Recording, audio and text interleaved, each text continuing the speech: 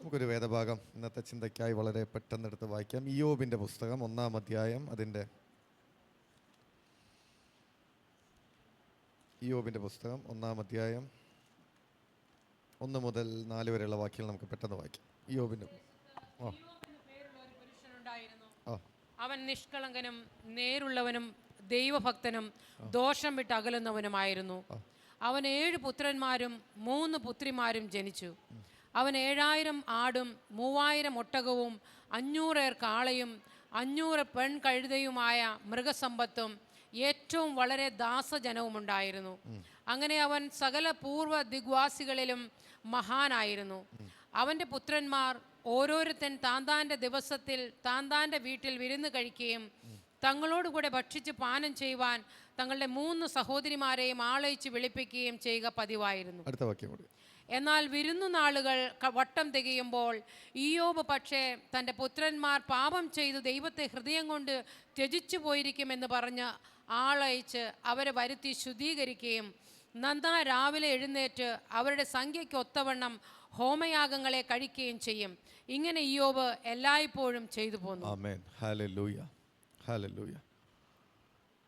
ഇയ്യോബ് എന്ന നമുക്ക് പരിചയമുള്ള ഒരു ദേവദാസൻ, അദ്ദേഹത്തിൻ്റെ ഒരു ജീവിത ശൈലിയെ പറ്റിയാണ് നമ്മളിവിടെ വായിച്ചത് അല്ലേ. ഊസ് ദേശത്ത് ഇയ്യോബ് എന്ന് പറയുന്ന പുരുഷനായിരുന്നു. അവൻ നിഷ്കളങ്കനായിരുന്നു, നേരുള്ളവനായിരുന്നു, ദൈവഭക്തനായിരുന്നു, ദോഷം വിട്ടകലുന്നവനായിരുന്നു. നിഷ്കളങ്കൻ, നേരുള്ളവൻ, ദൈവഭക്തൻ, ദോഷം വിട്ടകലുന്നവൻ. അവൻ 7 പുത്രന്മാരും 3 പുത്രിമാരും ജനിച്ചു. അവൻ 7000 ആടും 3000 ഒട്ടകവും 500 കാളയും 500 പെൺകഴുതയുമായ മൃഗസമ്പത്തുണ്ടായിരുന്നു. അത്യാവശ്യം അല്ലേ, ഒരു വളരെ ധനവാനായ ഒരു വ്യക്തിയായിരുന്നു. 7000 ആട്, ആലോചിച്ച് നോക്കാം എത്ര ഉണ്ടാവുന്നു അല്ലേ. 7000 ആട്, ഒരു 100 ആടുള്ളൊരു ഫാം നമ്മൾ പോയി കഴിഞ്ഞാൽ നമുക്ക് തോന്നിയത് വലിയ അല്ലേ, വലിയ ഇതാണ്. 7000 ആട്, 3000 ഒട്ടകം, 500 കാള, 500 പെൺകഴുതയുമായ മൃഗസമ്പത്ത്, ഏറ്റവും വളരെ ദാസജനവും ഉണ്ടായിരുന്നു. അങ്ങനെ അവൻ സകല പൂർവ്വ ദിഗ്വാസികളിലും മഹാനായിരുന്നു. അപ്പോൾ ഒരു മഹാനായ ഒരു വ്യക്തിത്വം, അല്ലെങ്കിൽ ആ ദേശത്തൊരു ധനികനായ വ്യക്തി. ധനികൻ എന്നൊക്കെ പറയുമ്പോൾ എനിക്കൊന്ന് അന്നത്തെ സ്റ്റാൻഡേർഡിൽ ഒരു വളരെ വളരെ ഉയർന്ന തലത്തിൽ ജീവിച്ചിരുന്ന ധനാഢ്യനായ മഹാനായ അറിയപ്പെടുന്ന ഒരു വ്യക്തിയായിരുന്നു ഇയ്യോബ്. അവൻ 7 പുത്രന്മാരും 3 പുത്രിമാരും ഉണ്ടായിരുന്നു. ഹല്ലേലൂയ. അപ്പം പക്ഷേ അദ്ദേഹത്തിൻ്റെ ഒരു ജീവിത ശൈലിയാണ് നമ്മളിവിടെ വായിക്കുന്നത്. വിരുന്ന് കഴിഞ്ഞാൽ വിരുന്ന് നാളുകൾ വട്ടം തികയുമ്പോൾ ഇയ്യോബ് പക്ഷേ എൻ്റെ പുത്രന്മാർ പാപം ചെയ്ത് ദൈവത്തെ ഹൃദയം കൊണ്ട് ത്യജിച്ചു പോയിരിക്കാം, പുറമേ അല്ല, ഹൃദയം കൊണ്ട് ത്യജിച്ചു പോയിരിക്കുമെന്ന് പറഞ്ഞ് ആളയച്ച് അവരെ 7 പേരെയും വരുത്തി ശുദ്ധീകരിക്കുകയും നന്നാ രാവിലെ എഴുന്നേറ്റ് അവരുടെ സംഖ്യയ്ക്കൊത്തവണ്ണം ഹോമയാഗങ്ങളെ കഴിക്കുകയും ചെയ്യും. ഇങ്ങനെ ഇയ്യോബ് എല്ലായ്പ്പോഴും ചെയ്ത് പോന്നു. Hallelujah, hallelujah. അതായത് ഇയ്യോബ് താൻ ധനാഢ്യന, മഹാന, ധനികന, ഇതെല്ലാം ആയിരുന്നെങ്കിലും അവൻ എന്താ, നിഷ്കളങ്കനും നേരുള്ളവനും ദൈവഭക്തനും ദോഷം വിട്ട് അകലുന്നവനുമായിരുന്നു. അതോടൊപ്പം അവൻ ചെയ്ത ഒരു കാര്യം എന്താ, അവൻ തൻ്റെ മക്കൾക്ക് വേണ്ടി അവരെ ശുദ്ധീകരിക്കുകയും അവർക്ക് വേണ്ടി ഹോമയാഗങ്ങളെ കഴിക്കുകയും ചെയ്തു പോരുന്നൊരു വ്യക്തി. തൻ്റെ കുടുംബത്തെ പ്രൊട്ടക്റ്റ് ചെയ്യുന്നൊരു, ആത്മീകമായി സംരക്ഷിക്കുന്നൊരു വ്യക്തിയായിരുന്നു ഇയ്യോബ്. തൻ്റെ കുടുംബത്തിൻ്റെ മേൽ ദൈവസന്നിധിയിൽ ഒരു കുടുംബത്തിന് പുരോഹിതനായി നിന്ന് ആ കുടുംബത്തിലെ തൻ്റെ മക്കളുടെ തെറ്റുകളെ, മക്കളുടെ കുറവുകളെ ദൈവസന്നിധിയിൽ അതിനു വേണ്ടി ഇടിവിൽ നിൽക്കുന്നവനായിരുന്നു ഇയ്യോബ്. ദൈവസന്നിധിയിൽ മക്കളെ ഉയർത്തുന്നവനായിരുന്നു ഇയ്യോബ്. ദൈവസന്നിധിയിൽ മക്കൾക്ക് വേണ്ടി മക്കളെ പരിപാലിക്കുന്നവനായിരുന്നു ഇയ്യോബ്.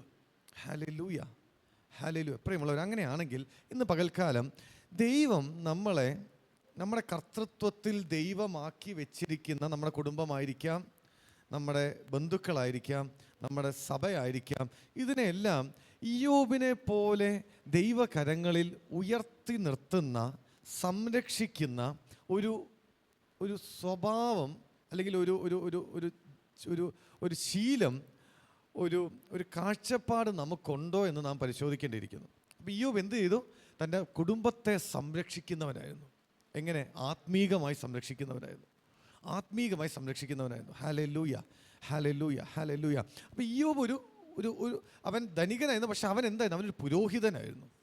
ഒരു പുരോഹിതനായി ദൈവസന്നിധിയിൽ നിന്ന് ഹോമയാഗങ്ങളെ തൻ്റെ മക്കൾക്ക് വേണ്ടി അർപ്പിക്കുന്നവനായിരുന്നു.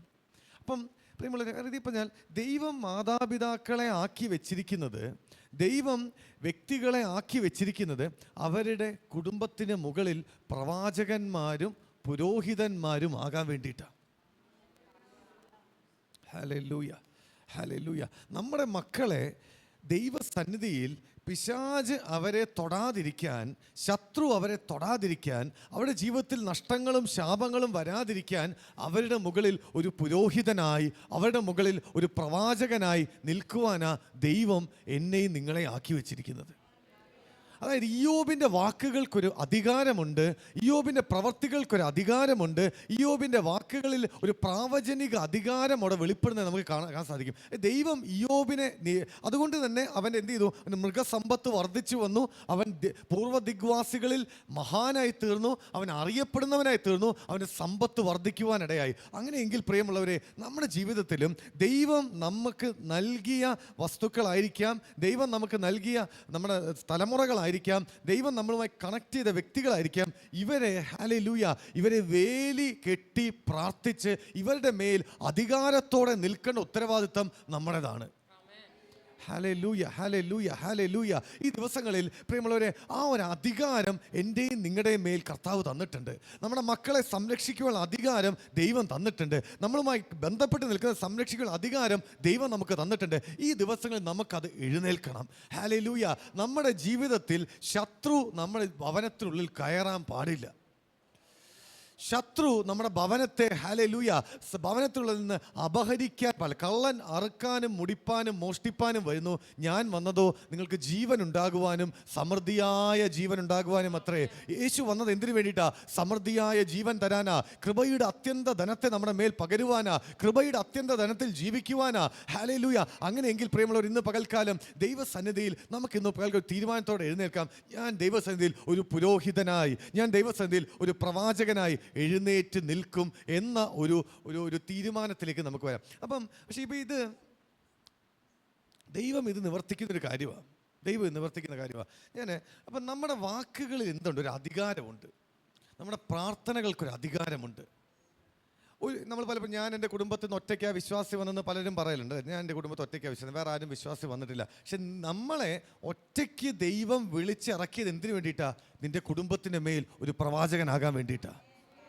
നമ്മുടെ മക്കളെ, നമ്മളെ ഒറ്റയ്ക്ക് ദൈവം നിർത്തിക്കുന്നത് നമ്മുടെ കുടുംബത്തിന് മേൽ ഒരു പുരോഹിതനാകാൻ വേണ്ടിയിട്ടാണ്. ഹല്ലേലൂയ. മറ്റാര് വിശ്വാസത്തിൽ വന്നോ വിശ്വാസത്തിൽ വന്നില്ലയോ എന്നത് വിഷയമല്ല.